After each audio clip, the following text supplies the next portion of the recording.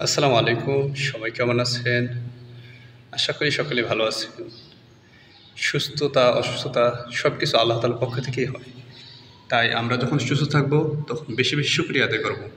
আর যখন অসুস্থ হব তখন ধৈর্য ধরব, আল্লাহ তাআলার কাছে দোয়া করব। মহান আল্লাহ তাআলাই আমাদেরকে সুস্থ করে দিবেন আলহামদুলিল্লাহ। এজন্যে সুখে দুঃখে সবসময় যারা আল্লাহ তাআলার শুকরিয়া আদায় করে তারাই হচ্ছে মহান আল্লাহ তাআলার প্রিয় বান্দা।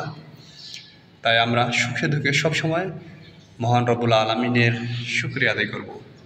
তাহলে কিন্তু আমরা খাঁটি বান্দা হতে পারবো আল্লাহ তাআলার। এই জন্য আমরা সবসময় সত্য পথে চলব। আল্লাহ তাআলার যে সকল হুকুম আহকাম আছে সেগুলো মানার চেষ্টা করব।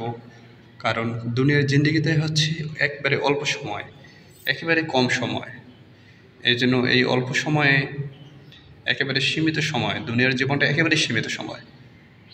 আমার মতো কত যুবক মারা গেছে, হঠাৎ করে মারা গেছে, হঠাৎ করে 25-26 বছর, 27 বছর, 28 বছর, কোনো বয়স নাই, কোনো কাল নাই। আমার চেয়ে কম বয়সের ছেলেরাও কিন্তু মারা গেছে। কোনো গ্যারান্টি নাই দুনিয়াতে। আমরা কখন কার মৃত্যু হবে আমরা কেউ জানি না। এটা কি আমাদের বিশ্বাস হয়? যদিও বিশ্বাস হয়, কিন্তু আমরা এটা মেনে চলি না যে মৃত্যু যে এত নিকটে আমাদের, এতটাই নিকটে মৃত্যু, কিন্তু আমরা এটা চিন্তা করি না যে আমরা খালি দুনিয়া নিয়ে আসি, অথচ পরকালের জীবন হচ্ছে আসল। আর দুনিয়ার জীবনটা কোনো গ্যারান্টি নেই কখন কার মৃত্যু হবে। কত লোক মারা যাচ্ছে অ্যাক্সিডেন্টে, প্রতিদিন কত লোকের মৃত্যু ঘটতেছে। মহান আল্লাহ তাআলা আপনাকে আমাকে বেঁচে রেখেছেন, বাঁচিয়ে রেখেছেন, এজন্য শুকরিয়া আদায় করি আলহামদুলিল্লাহ। আসলে আমাদেরকে এটা বিশ্বাস হয় যে আমরা একদিন মৃত্যুবরণ করব, আমরা লাশ হয়ে যাব। কত সুন্দর আমাদের একটা জীবন মহান আল্লাহ তাআলা দিয়েছেন, কিন্তু আমরা একদিন মরে যাব, পৃথিবী থেকে চলে যাব। পূর্বে যারা ছিল তারাও কিন্তু থাকতে পারেনি পৃথিবীতে। আমাদের মৃত্যু হবেই, এটা নিশ্চিত। আমরা জানি যে মৃত্যু হবে, নিশ্চিত এটা। পূর্বে যারা ছিল তারাও কিন্তু দুনিয়া নিয়ে ব্যস্ত ছিল।